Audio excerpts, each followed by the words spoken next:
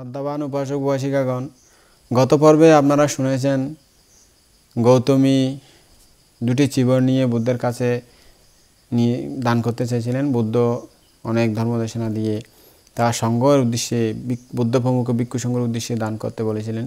তিনি সেই দেশনা শুনে বুদ্ধের কথা অনুযায়ী দান করেছিলেন এবং বিপুল পুণ্য সম্পদ অর্জন করেছিলেন। এরপরে কি হলো শুনুন। রাজা শুদ্ধোধন অর্হত্ব মার্গফল লাভ করে ৯৭ বছর বয়সে পরিনির্বাপিত হলেন। পুত্র গৌতম বুদ্ধ নিজে এসে পিতা শুদ্ধোধনের অন্ত্যেষ্টিক্রিয়া সম্পন্ন করে কপিলাবস্তুর নেগ্রোদারাম বিহারে বাস করছিলেন। তখন সেই সময় গৌতমী শূন্য রাজপ্রাসাদে অত্যন্ত একা একা বোধ করতে লাগলেন। তার অন্তরে অনিত্য দুঃখ অনাত্মাময় সংসারের প্রতি বৈরাগ্য বাসনার প্রবলতর হয়ে উঠল। তিনি আপন মুক্তি ও শুদ্ধির অনিন্দ বাসনা নিঃসংকোচ চিত্তে বক্ষে ধারণ করে নেগ্রোদারামে মহাকারণিক তথাগত সম্যক সমুদ্রের নিকট উপস্থিত হয়ে ভগবানকে সশ্রদ্ধ চিত্তে বন্দনা করে এক পাশে বসলেন।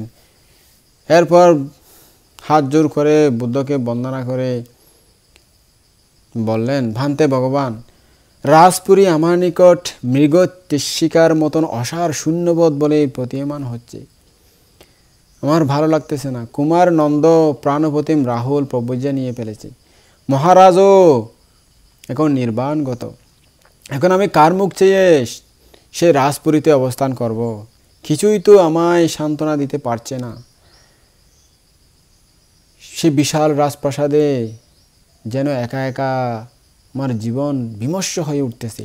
ভান্তে, আমি ইচ্ছা করছি আমি সংসার ত্যাগ করে প্রব্রজ্যার আশ্রয় নেব, চিত্ত সংযমের অনুশীলন করব, নির্জনে করব বিরাগের সাধনা। তাই প্রার্থনা করছি প্রভু, নারী জাতি তথাগত প্রবর্তিত ধর্ম বিনয়ে আগার হতে অনাগারে প্রব্রজ্যা লাভ করুক, তাহলে সকলের মঙ্গল হবে। মুক্তিকামী নারীরা তাদের ঠিকানা খুঁজে পাবে। এর উত্তরে বুদ্ধ গম্ভীর স্বরে বললেন, গৌতমী, তথাগত বুদ্ধের ধর্ম বিনয়ে আগার হতে অনাগারিকভাবে নারীর প্রব্রজ্যা লাভে আপনার অভিরুচি না হোক, সেটা আমি অনুমতি দেব না। বুদ্ধের কথা শুনে গৌতমী বিমর্ষ হলেন, খুবই দুঃখিতা হলেন। সকাতরে দ্বিতীয়বার অনুরোধ করলেন তিনি, ভান্তে ভগবান, মাতৃজাতি তথাগত প্রবর্তিত ধর্ম বিনয়ে প্রব্রজ্যা লাভ করলে কল্যাণজনকই হবে। দয়া পরবশ হয়ে আমাকে প্রব্রজ্যা দান করুন। বুদ্ধ বললেন, নিষ্প্রয়োজন গৌতমী, আপনার এরূপ অনবাসনা ত্যাগ করুন। গৌতমী তৃতীয়বারও একই প্রার্থনা করলেন এবং তৃতীয়বারও ভগবান বুদ্ধ তাকে প্রত্যাখ্যান করলেন। এরপর মহাপ্রজাপতি গৌতমী ভগবানের অনুমতি লাভে বঞ্চিত হয়ে দুঃখী দুর্মনা হতাশা মন কাঁদতে কাঁদতে ভগবানকে বন্দনা করে চলে গেলেন। শাক্যমুনি অচিরেই ত্যাগ করলেন শাক্য রাজ্য। ধর্মরাজ বুদ্ধ ধর্ম পতাকা উড়িয়ে অভিযান করলেন বৈশালী অভিমুখে। বৈশালীর মহাবনে কুটাগার শালায় মহাকারণিক বুদ্ধ সশিষ্য অবস্থান করছিলেন। তখন শাক্যবংশীয় কুলপুত্র আনন্দ, অনিরুদ্ধ সহ ৫০০ জন রাজপুত্র বুদ্ধ শাসনে প্রব্রজিত হয়ে যান। পরবর্তীতে তারা আর্যধর্ম আচরণ ও অনুশীলন করে স্বরাবিজ্ঞা অর্হত্ব ফল প্রাপ্ত হয়েছিলেন। তাদের গৃহবাস ত্যাগের কারণে তাদের ৫০০ সহধর্মিণীগণ ঘরের থেকে নিদারুণ নিঃসঙ্গতার যূপকাষ্ঠে নিষ্পেষিত হতে থাকেন। তারা বিরহে অনলে দগ্ধ হতে হতে নিঃশেষ প্রায় বিমর্ষ বদনে কাঁদতে কাঁদতে জীবন অতিবাহিত করতে লাগলেন। তাই তারাও চিন্তা করছিলেন, তখন আমাদের স্বামীরা নির্বাণ মার্গে পৌঁছে গেছেন, আমরা রয়ে গেলাম এই অনর্থজনক সংসারের মধ্যে। নারী হওয়ার কারণে ভিক্ষুণীও হতে পারতেছি না। হায় রে দুঃখ কপালে, আমাদের কত দুঃখ আছে কি জানি জীবনে। এখন তো হইব ভালো যোগ্য গিয়ে গিয়ে আরোগ্য জামাই লিখতে এরম হইব, যাক তো হইব বহুত ইয়ে ডিজিটাল মাই ফেলার অবস্থা লই নিম্ন রোগ্য গিয়ে কি হইয়ে আরো হত আছে যোগ্যই না সুন্দর চাই আরোগ্য ফাটাই না লইম এরিম্যা মান্য গিয়ে আমার উপাসিকা হলে হয় আর কি মাসে কথা ইয়ে ডিজিটাল যুগের হারণে। কিন্তু ওই তাদের অবস্থা এরকম হয়নি। তারা স্বামীগত প্রাণ, তখনকার সমাজ ব্যবস্থা এরকম ছিল না, একজন ছেড়ে গেলে আরেকজন স্বামী সহজে পায় না। সেই যেহেতু স্বামী সবাই চলে গেছে, তারা বিরহে দিন কাটাচ্ছিলেন। তাদের হৃদয়ের দুকুল চেপে বইছে বৈরাগ্যের অনিন্দ সুর লহরী, মুক্তির অমীয় ভারতা। তাদের অন্তরেও জাগল মহান্দ। এই জগৎ সংসারে রুদ্ধ অচলায়তন দুমড়ে মুচড়ে পদললিত করে সত্য শাশ্বত অনাবিল বন্ধনমুক্ত চির আরাধ্য বিরাগী জীবন বেছে নেয়ার দুর্দমনীয় বাসনা তাদের মনে চেপে বসেছে। তাই তারা চিন্তা করল, না, আমরা বুদ্ধের কাছে গিয়ে যদি মিনতি করি, প্রার্থনা করি, মহাকারণিক তথাগত সম্যক সম্বুদ্ধ নিশ্চয়ই অনুমতি দেবেন। তবে তার আগে মহাপ্রজাপতি গৌতমীর কাছে যাই, তার সাথে একটু পরামর্শ করি। এরপর 500 সাক্ষরমণি উদ্বেলিত হৃদয়ে মুক্তির দীপ্ত প্রেরণা বুকে ধারণ করে ধীর স্থির অন্তর পায়ে মহাপ্রজাপতি গৌতমীর নিকট উপস্থিত হলেন। তারা সকাতরে অনুনয়ে মহাপ্রজাপতি গৌতমীকে বললেন, মা, আপনি আমাদের অগ্রজা, আপনি আমাদেরকে নিয়ে চলুন জগৎপূজ্য তথাগত বুদ্ধের সামনে। আমরা সবাই বুদ্ধের কাছে প্রভুজয় প্রার্থনা করব। তখন গৌতমী সবাইকে বললেন, ঠিক আছে বোনেরা, আমরা আজকে থেকেই যতদিন বুদ্ধের কাছে ভিক্ষুণী হওয়ার অনুমতি না পাই, ততদিন পর্যন্ত এই কাঁসায় বসন সন্ন্যাসীর বস্ত্র পরিধান করে থাকব। নিজেরা নিজেদের চুল ফেলে দিয়ে তারা সবাই ন্যাড়া মাথা হয়ে গেলেন। তারপর কাঁসায় বসন অর্থাৎ রং কাপড় ধারণ করলেন সবাই।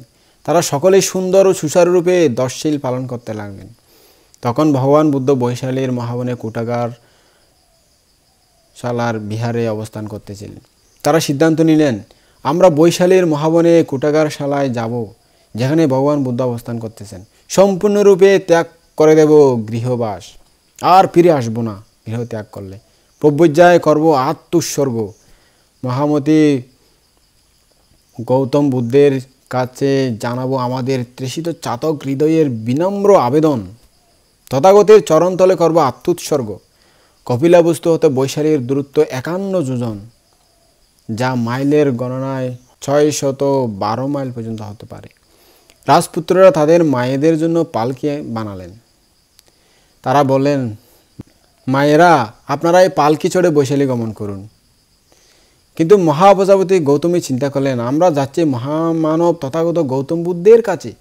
তার কাছে যাওয়ার সময় আমরা কেন পালকিতে চড়ে যাব? না, আমরা পায়ে হেঁটেই যাব। পায়ে জুতা বা স্যান্ডেলও পরব না, আমরা খালি পায়েই যাব। তাহলে তার প্রতি যথার্থ সম্মান প্রদর্শন করা হবে। আমাদের ত্যাগ দেখে নিশ্চয়ই তিনি একটু হলেও তার মনে করুণা জাগ্রত হবে। মহাপ্রজাপতি গৌতমী ও 500 শাক্যবংশী আর রাস রমণী খালি পায়ে হেঁটে যাওয়ার জন্যই সর্বসম্মত সিদ্ধান্ত উপনীত হলেন। মহাপ্রজাপতি গৌতমীর নেতৃত্বে 500 শাক্যবংশীয় রাস রমণী সুদূর বৈশালী অভিমুখে যাত্রার শুভ সূচনা আরম্ভ করলেন। সকলের মাথা ন্যাড়া, চুল নাই আর কি। সকলেই কাঁসায় বস্ত্র পরিহিতা, রং বস্ত্র পরিহিতা, অদৃষ্টি নিবদ্ধা। সবার আগে মহাপ্রজাপতি গৌতমী, তাকে অনুসরণগামিনী রমণীগণ পরপর পর্যায়ক্রমে সুন্দর সুশৃঙ্খলবদ্ধ হয়ে লীলায়িত গতিছন্দে সমপদ বিক্ষেপে ধীরে ধীরে এগিয়ে যাচ্ছেন বৈশালীর দিকে। এসব অসূর্য স্পর্শা সাক্ষ্য কুলবধূ জীবনে প্রথম পায়ে হেঁটে বের হয়ে পড়লেন রাজপথে। যে ত্যাগের মহিমাময় আদর্শ একসময় রাজকুমার সিদ্ধার্থ তাদের সামনে উপস্থাপন করে গেছেন, সে আদর্শেই অনুপ্রাণিত হয়ে আজ তারা বরণ করে নিয়েছেন অকাতরে দুঃখ আর দুঃসহ যন্ত্রণা। এর মাধ্যমে তারা পেতে চান চিরসুখ, চিরশান্তি ও চিরমুক্তি। তাদের এই ধর্মযাত্রার প্রাক্কালে রাজারা বৈশালী আগমনরত রাজকুমারীদের বিশ্রাম নেওয়ার সুবিধার্থে নির্দিষ্ট জায়গায় জায়গায় করলেন আহারের ব্যবস্থা, তৈরি করলেন বিশ্রামাগার, করে দিলেন পানীয় জলের সুব্যবস্থা। অভিযাত্রীদের কোনো দিকেই দৃষ্টিপাত নেই। যে দুর্লভ রত্ন লাভের প্রত্যাশায় তাদের এই অভিযান, তাদের এই পদযাত্রা, তদ্ভাবনায় তারা তন্ময় নিমগ্ন। তাদের অতিক্রম করতে হবে সুদূর পথ। চলতে চলতে তাদের পায়ে স্ফোটক হলো, স্ফোটক গলে ক্ষত বিক্ষত হলো, পায়ের তলা ফেটে গেল, পথ হলো রক্তে রঞ্জিত, ধূলি দূষরিত হলো সর্বাঙ্গ। তবু তারা চলছেন অদম্য স্পৃহায়, দুর্দমনীয় বাসনায়, নবপ্রাপ্তির অনিন্দ প্রেরণায়। এক মনে নিবিষ্ট চরণে চুম্বকের আকর্ষণের মতো সুবন সংস্কারের অজীয় দুর্বার উন্মাদনা প্রত্যেকের অন্তরে সৃষ্টি করল বেগবতী পুলকের তড়িৎ প্রবাহ। তাই মহাচ্ছন্ন সম্মোহিত ভাব বা বিবেগে ক্লান্তিহীন শ্রান্তিহীন সবিশেষ প্রত্যয়ে চলছে পথ, অতিক্রম করছে সাপত সংকুল গিরিমালা, বন বনানী জলময় জলাধার। নির্লিপ্ত বদনে পায়ে দিচ্ছেন মাইলের পর মাইল, বুলে সকল ব্যথা বেদনা। এই চলা যেন অবিষ্ট সিদ্ধির অকুতবয়ী সাহসে এগিয়ে চলা। জন্ম জন্মান্তরের চক্র আর সংস্কারের বেড়াজাল ছিন্ন করে চির মুক্তির সোপান রচনায় ঝড় বেগে এগিয়ে চলা। তমসাচ্ছন্নতার ঘোর ঠেলে সুন্দর স্বপ্নের প্রত্যয়ে দীপ্ত পায়ে এগিয়ে চলা। দীর্ঘদিন পর তারা তাদের অভিষ্ট গন্তব্যে বৈশালীর মহাবনে কুটাগারশালায় পৌঁছে গেলেন।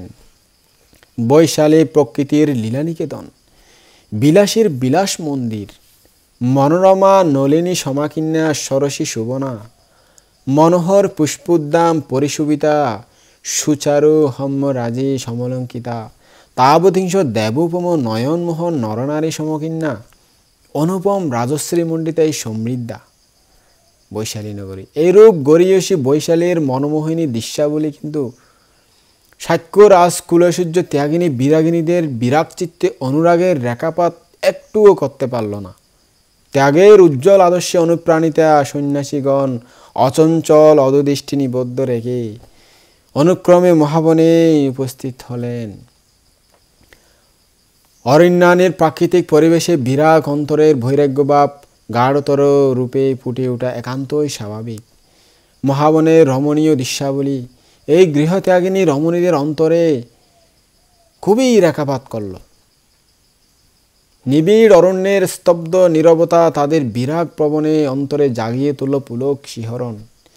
বৈশালীর মহাবন কুটাগার শালায় মহাপ্রজাপতি গৌতমী ও তার সাথে আগত সাক্ষ্যকুলীয় রমণীগণ উপনীত হলেন। তখন মহাপ্রজাপতি গৌতমী চিন্তা করলেন, এই বনেই আছেন আমার হৃদয়ের রতন গৌতম, আমার সোনামণি, আমার আদরের দন, যাকে আমি পালন করেছিলাম। তাকে দেখে চোখ জুড়াবো, প্রাণে শান্তি পাবো। এই চিন্তার সাথে সাথে তার অন্তরে একটা প্রীতিবা উচ্ছ্বাসময় আনন্দের তড়িৎ ঝলক উৎপন্ন হলো। কিন্তু পরক্ষণে আবার প্রবল সন্দেহে দোলায় দুলিয়ে উঠল তার অন্তরস্থল। এক অজানা শঙ্কায় ডুবে গেল যত আনন্দের প্রার্থিত রেণু। গ্রাস করল অসম্ভব অসহায়ত্ব। বিষাদের অমোঘ আধারে ডুবে গেল পুলকিত অনুরণ। সুদীর্ঘ পথ বহু কষ্টে অতিক্রম করে এসেছি। পূর্ণ হবে কি আমার সেই মনোবাসনা? যে জন্য এত কষ্ট করে এসেছি, সেই অনুমতি কি আমাদেরকে দেবেন? তখন মনোমন্দিরে দেখা দিল হতাশার এক রুদ্র মূর্তি। স্পন্দিত হলো বক্ষস্থল, কেঁপে উঠল শরীর, অনুভূত হলো অবশ আড়ষ্টতা। কি জানি কি হয়। কনেকের পরেই মনে সঞ্চিত হলো সাহস, দেহে শক্তি সম্পন্ন হলো একটু। দৃঢ় প্রতিজ্ঞার ভিত্তিমূলে চিত্তকে করলেন স্থির অচঞ্চল। হয় সাধনা সিদ্ধ হবে, না হয় এই বনে ধর্মের নামে এই নশ্বর দেহ তিলে তিলে প্রাণ ত্যাগ হয়ে যাবে। তবুও বুক ভরা মর্মদাহী হতাশা নিয়ে ঘর থেকে যে বের হয়েছি, আর আবার ঘরে ফিরে যাব না কোনোদিনও, এখানেই মারা যাব, এমন সুদৃঢ় সংকল্প ছিল তাদের অন্তরে। গৌতমী তার সহগামী রমণীদের সাথে নিয়ে ক্রমান্বয়ে এগিয়ে গিয়ে কুটাগার শালার বাহিরে উপস্থিত হলেন। তারা সেখানে অতি ব্যাকুল অন্তরে আনন্দের প্রতীক্ষায় দাঁড়িয়ে রইলেন দরজার বাইরে। রাজকুলের রমণীদের আগমন ও তাদের ব্যবস্থা দর্শন দর্শনে কুটাগারবাসী ভিক্ষুগণ অতিশয় বিস্ময়াভূত হলেন, অবাক হয়ে গেলেন তাদের অবস্থা দেখে। আরে, যেই নারীরা ঘর থেকে কোনোদিন বের হয়নি পালকি ছাড়া, সেই নারীরা এত দীর্ঘ পথ অতিক্রম করে পাটা ফেটে চুরমাচুর হয়ে পায়ের অবস্থা রক্তাক্ত পায়ে হেঁটে এত দূর পথ অতিক্রম করে এসেছেন কিসের আশায়, কিসের পাওয়ার আকাঙ্ক্ষায় তারা এখানে এসেছেন। কেউ কেউ অতি তাড়াতাড়ি আনন্দবান থেকে শাক্যবংশী রমণীদের এমন অবস্থায় উপনীত হওয়ার খবর প্রদান করলেন। তা শুনে মহামান্য আনন্দ তাড়াতাড়ি মহাপ্রজাপতি গৌতমীর কাছে উপস্থিত হলেন। পুত্রতুল্য আনন্দ বান থেকে দেখে মহাপ্রজাপতি গৌতমীর শোকাবেগ এক ফুৎকারে বেড়ে গেল। চোখের জলে প্লাবিত হলো তার বক্ষস্থল। অপর রমণীগণ হলেন তার সাথে সহমনা। তো সবাই কাঁদতে লাগলেন আর কি। আনন্দবান্তে সবিস্ময়ে দেখলেন সবাই নেড়ামাতা, রং কাপড় পরিহিতা সন্ন্যাসিনীর বেশে রাজকুলের নারীগণ সকলে এখন সমাগত এখানে। দুলায় মলিন তাদের বদন, রুদ্র দগ্ধ কুসুম সমতুল্য লাবণ্যময় দেহ, চক্ষু কোটরাস্তত, নয়ন সলিলা গণ্ডদয়, পদযুগল স্ফটকাহত ক্ষত বিক্ষত রক্তে রঞ্জিত হচ্ছে বসুধা। এই করুণ দৃশ্যপট করুণাময় আনন্দের প্রাণে করেছে বিষম আঘাত, মর্মাহত করেছেন হৃদয় মন্দিরকে। করুণা বিগলিত ব্যথাত্তর কণ্ঠে আনন্দ জিজ্ঞেস করলেন, মা, আপনাদেরকে এই বেশে এই অবস্থায় দেখতে হবে তা তো আমি কোনোদিন চিন্তা করিনি, তা তো আমার চিন্তার অতীত। আপনারা বড়ই দুষ্কর কাজ সম্পন্ন করেছেন। পায়ে হেঁটে গমনাগমনে আপনারা অনভ্যস্ত, পালকিতেই আপনারা সবসময় চড়ে বেড়ান, তবু কেন শরীরকে এত নির্যাতন দিলেন, এত কষ্ট দিলেন? এত কষ্ট দিয়ে সুদীর্ঘ পথ অতিক্রম করে কেন এখানে এসেছেন? মা, আপনাদের উদ্দেশ্য কি? গৌতমী বাষ্পরুদ্ধ কণ্ঠে বললেন, ভান্তে আনন্দ, মাতৃজাতিকে বুদ্ধ শাসনে প্রবর্জা দিতে তথাগত অনিচ্ছুক। নিগ্রোদারামে তার অনুমতি না পেয়ে আজ দুঃসাহস নিয়ে আমাদের এভাবে এখানে আসতে হয়েছে। আমরা একেবারে সংসার ত্যাগ করে দিয়েছি, আর কোনোদিন সংসারে ফিরে যাব না। এই যে বের হয়েছি, ভান্তে, অন্তরে আমার কি যে বেদনা, কিসের তাড়নায় যে আজ আমি এখানে আসতে বাধ্য হয়েছি। আমার প্রাণ কেন এমন আকুল হয়ে উঠেছে তা ব্যক্ত করা আমার সাধ্যাতীত।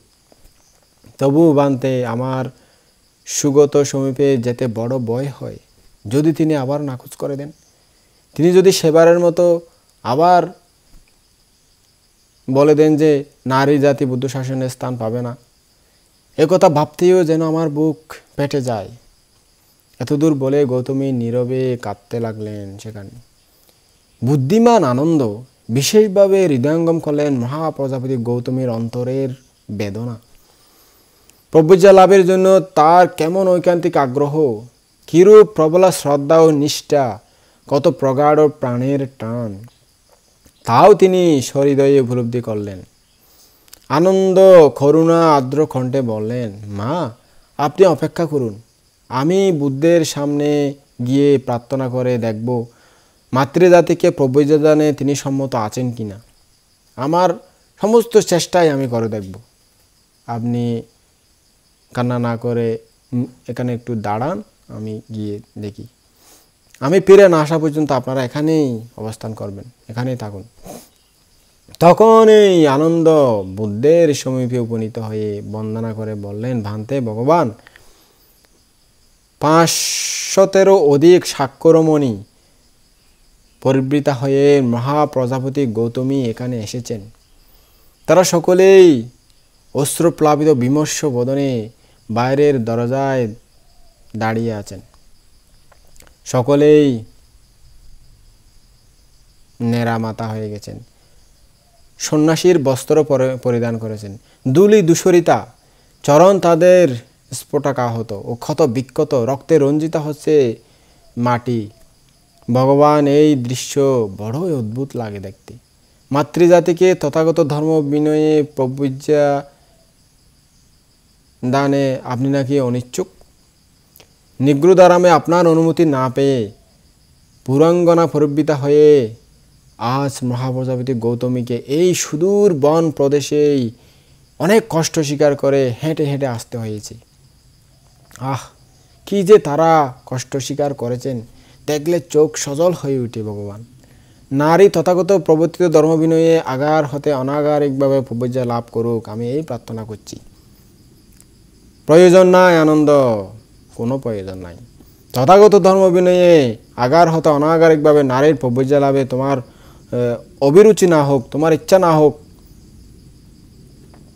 আনন্দ হতাশ না হয়ে অনুরূপভাবে বুদ্ধের নিকট দ্বিতীয় বা তৃতীয়বারও প্রার্থনা করলেন, কিন্তু প্রত্যেকবারই বুদ্ধ প্রত্যাখ্যান করে দিলেন।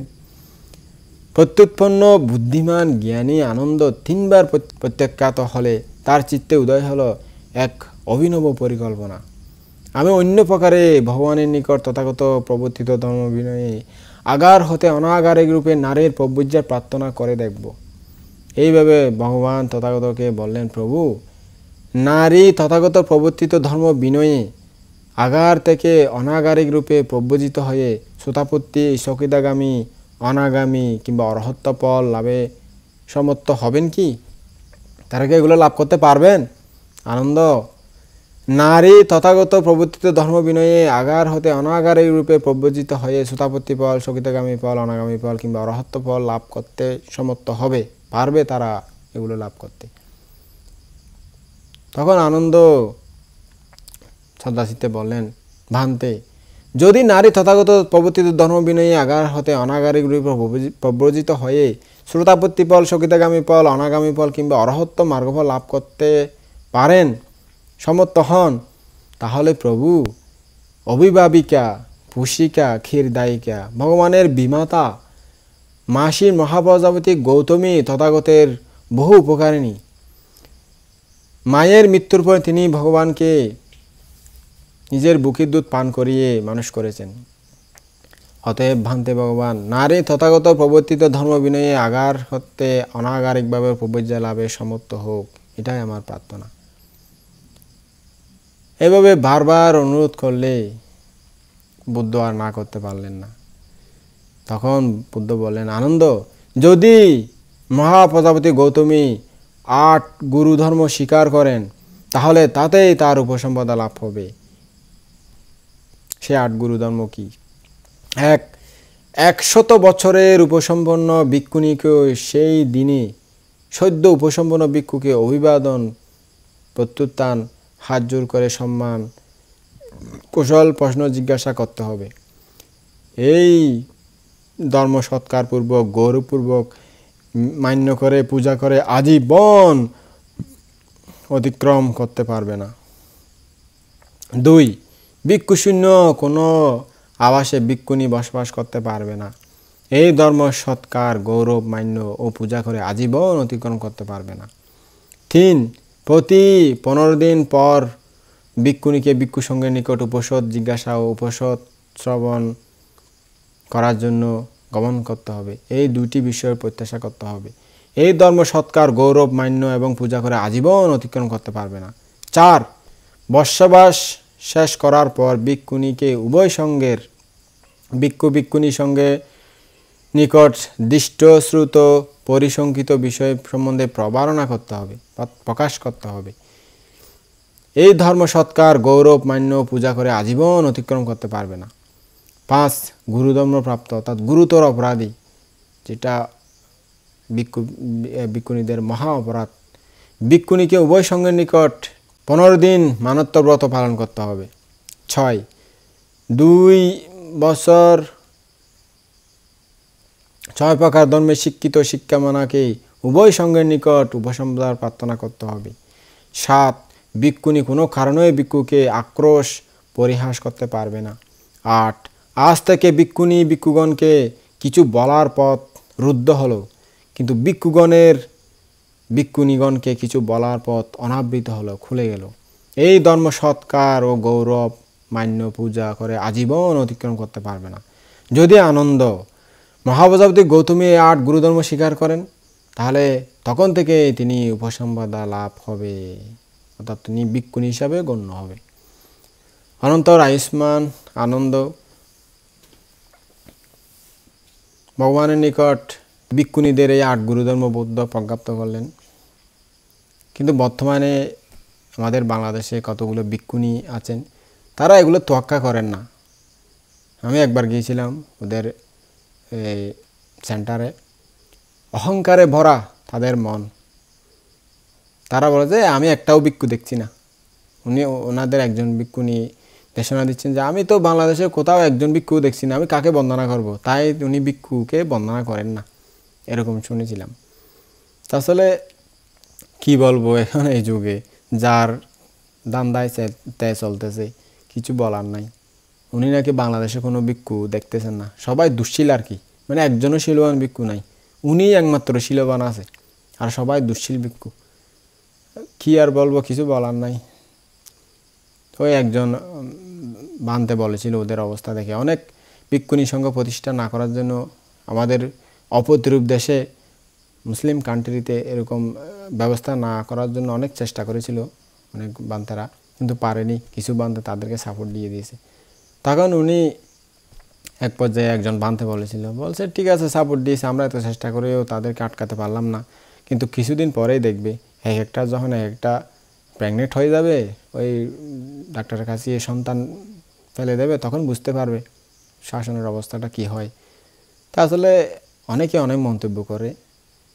তো এখন প্রতিরূপ দেশেও ভিক্ষুণী সংঘের অনুমতিটা অনেক সময় দেয়া হয় না, আধুনিক ডিজিটাল যুগের কারণে। যেহেতু বর্তমানে মানুষের মন মানসিকতা অনেক বেশি আসক্তপরায়ণ, তাই এই অনুমতিটা হয়তো দেওয়া হয় না। ওই যে অস্ট্রেলিয়া আজান ব্রহ্মবংশ মহান্ত যেহেতু ভিক্ষুণী সংঘ প্রতিষ্ঠা করেছিলেন, ওনাকে আজানসা থাইল্যান্ডের আজানসা সংঘ থেকে বহিষ্কার করে দেওয়া হয়েছিল। তো প্রতিরূপ দেশ হয়েও ওখানে এত কড়াকড়ি আইন, আমাদের দেশে মুসলিম কান্ট্রি হয়ে বা কেন প্রতিরূপ দেশ হয়েও এখানে এরকম সুবিধা দেওয়াটা কতটুকু গুরুত্বপূর্ণ সেটা অচিরেই টের পাওয়া যাবে। তাদের চালচলন অবস্থা দেখে তো বুঝতেই পারবেন। অনেক দায়িকা অনেক ভিক্ষু মহল ওদেরকে সাপোর্ট করেন।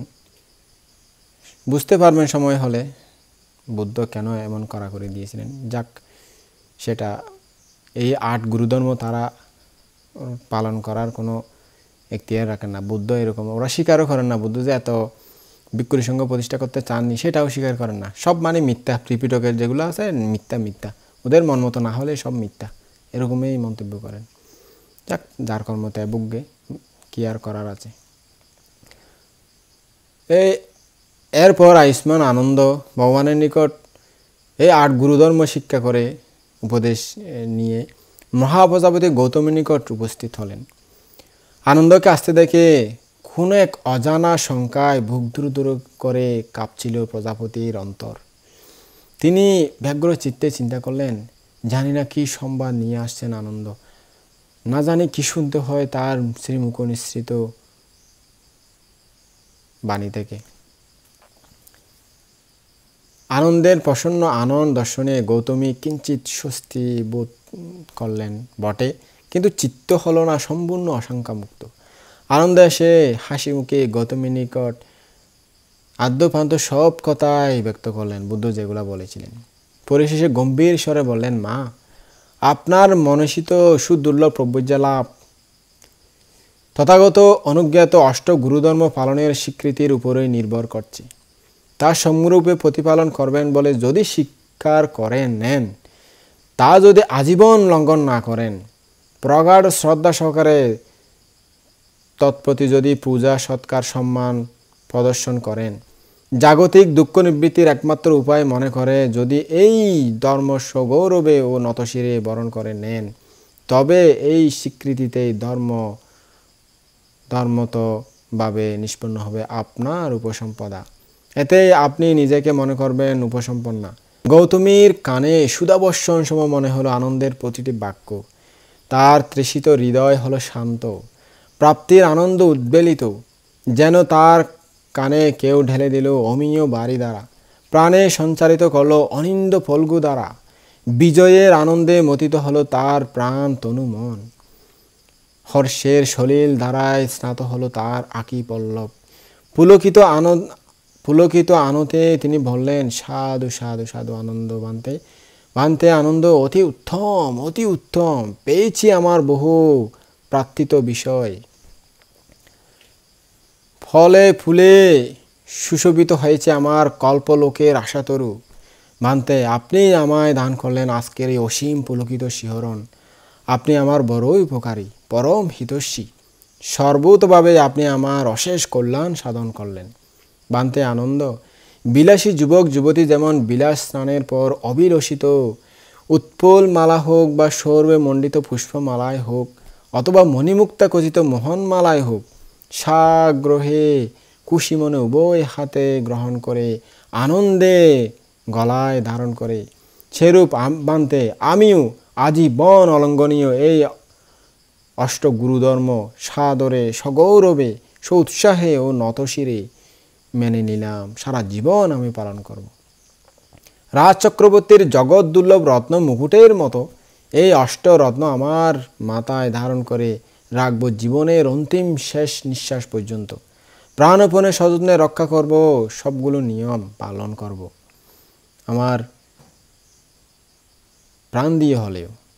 গৌতমীর উচ্ছ্বাসপূর্ণ বাক্য শুনে অসম্ভব প্রীত হয়ে ভগবান বদন্ত আনন্দ এই সংবাদ নিয়ে সানন্দে উপনীত হলেন ভগবানের নিকট। সুগতকে বললেন, প্রভু, মহাপ্রজাপতি গৌতমী আপনার অনুজ্ঞা, আপনার উপদেশ নতশিরে সন্তুষ্ট চিত্তে মেনে নিয়েছেন। ভান্তে, তার দৃঢ়চেতা মহা মনোভাব ও আনন্দ উচ্ছ্বাস দেখে আমি খুবই আশ্চর্যান্বিত হয়েছি। প্রভু, আমি এই মনে করে আনন্দিত হয়েছি যে অগণিত নারী মুক্ত হবেন, চিরমুক্ত নির্বাণ রাজ্যে প্রবেশ করবেন। তখন তথাগত গম্ভীর স্বরে বললেন, আনন্দ, যদি নারী তথাগত প্রবর্তিত ধর্ম বিনয়ে আগার হতে অনাগারের রূপে প্রব্রজ্যা লাভের অনুমতি না পেত, তাহলে আনন্দ এই ব্রহ্মচর্য চিরস্থায়ী হতো, দীর্ঘস্থায়ী হতো। সদ্ধর্ম 1000 বছর পর্যন্ত নির্মল পরিশুদ্ধ থাকত। আনন্দ, নারী জাতি তথাগত প্রবর্তিত ধর্ম বিনয়ে আগার হতে অনাগারিক রূপে প্রব্রজ্যা লাভের অনুমতি লাভ করায় এখন এই ব্রহ্মচর্য চিরস্থায়ী হবে না। এই সদ্ধর্ম মাত্র 500 বছর নির্মল পরিশুদ্ধ থাকবে, তারপর অপরিশুদ্ধ হতে শুরু হবে। আনন্দ, যেমন বহু সংখ্যক নারী এবং অল্প সংখ্যক পুরুষের সম্মিলিত পরিবার চোর ও ডাকাত দ্বারা সহজে ধ্বংসপ্রাপ্ত হয়, সেরূপ আনন্দ, যে ধর্ম বিনয়ে নারী আগার হতে অনাগারিক রূপে প্রব্রজ্যা লাভ করে, সেই ব্রহ্মচর্য চিরস্থায়ী হয় না। আনন্দ, যেমন দান সম্পন্ন শালীক্ষেত্র শ্বেতবর্ণ রোগ উৎপন্ন হলে সেই শালীক্ষেত্র ভূমি চিরস্থায়ী হয় না, সেরূপ আনন্দ, যে ধর্ম বিনয়ে নারী আগার হতে অনাগারিক রূপে প্রব্রজ্যা লাভ করে, সেই ব্রহ্মচর্য চিরস্থায়ী হয় না। আনন্দ, যেমন সুসম্পন্ন আক্ষেতে লাল রোগ নামক রোগ উৎপন্ন হলে সেই আক্ষেত চিরস্থায়ী হয় না, এরূপ আনন্দ, যেই ধর্ম বিনয়ে আগার হতে অনাগারিক রূপে প্রব্রজ্যা লাভ করে নারী জাতি, সেই ব্রহ্মচর্য চিরস্থায়ী হয় না। আনন্দ, যেমন পুরুষ জল গড়িয়ে না পড়ার জন্য পূর্বেই বিশাল পুকুরের পার বাঁধে, এরূপ আনন্দ আমি পূর্বেই আজীবন অলঙ্ঘনীয় ভিক্ষুণীগণের জন্য 8 গুরুধর্মের বিধান করলাম। এরপর মহাপ্রজাপতি গৌতমী বুদ্ধের সামনে উপনীত হলেন এবং ভগবান বুদ্ধকে বন্দনা করে আসন গ্রহণ করলেন। তখন শাস্তা ভগবান বললেন, তখন বুদ্ধ বললেন, গৌতমী, আজ থেকে আপনি আমার শাসনে প্রথম ভিক্ষুণী হলেন।